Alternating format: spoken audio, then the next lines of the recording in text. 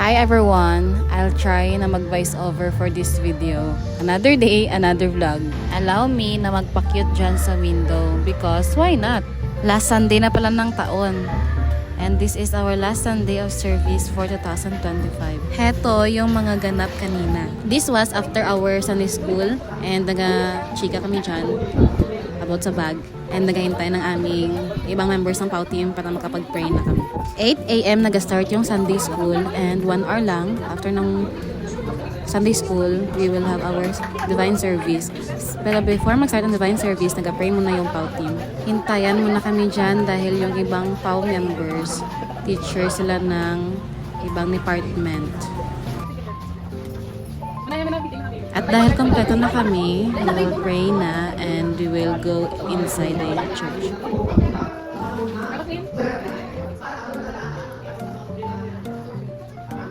Pina-report pa nga kami tungkol sa nakaraan naming Youth Alive activity.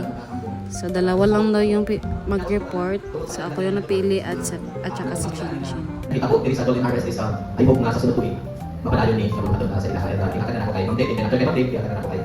Marami akong nasabi dyan tungkol sa mga naging activities, tungkol sa lecture and sa youth night service, at saka sa mga lesson na nakuha namin from the guest speakers. And last ko dyan na sinabi is yung encouragement for other young people na sana maka-attend sila.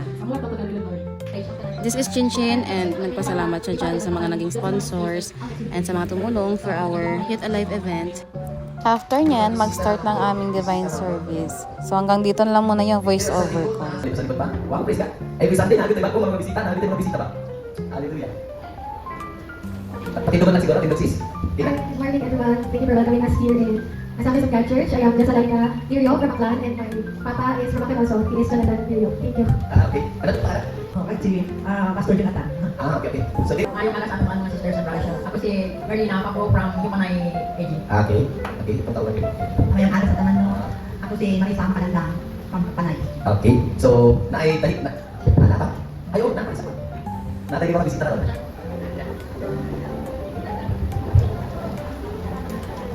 Si Nanay Leonarda Dakan. Okay. Friend ni Manay Elsa.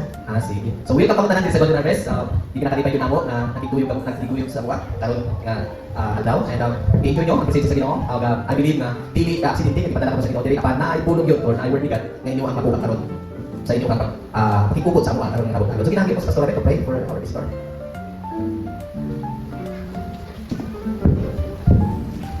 Hallelujah. Praise God. Pura kanindog na.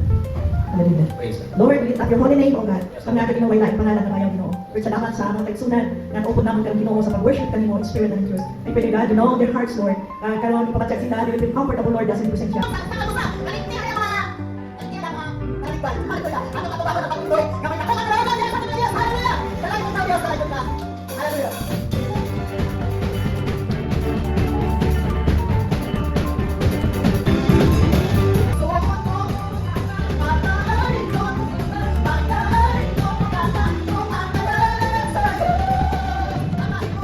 Labaw ka ng Diyos. Ginawa ka ng Diyos.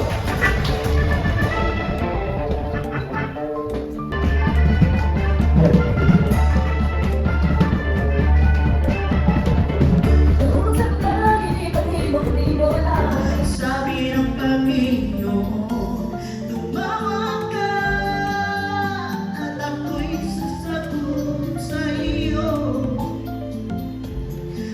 At ako'y magpapakita ng mga bagay na di mo pa nakita.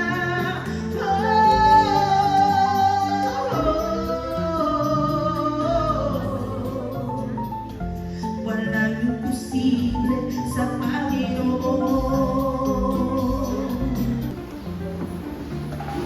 Kay basang taang pulong sa Ginoo, may aton nga foundation sa message karang agas. Fight the good fight of faith. Take hold of the eternal life to which you were called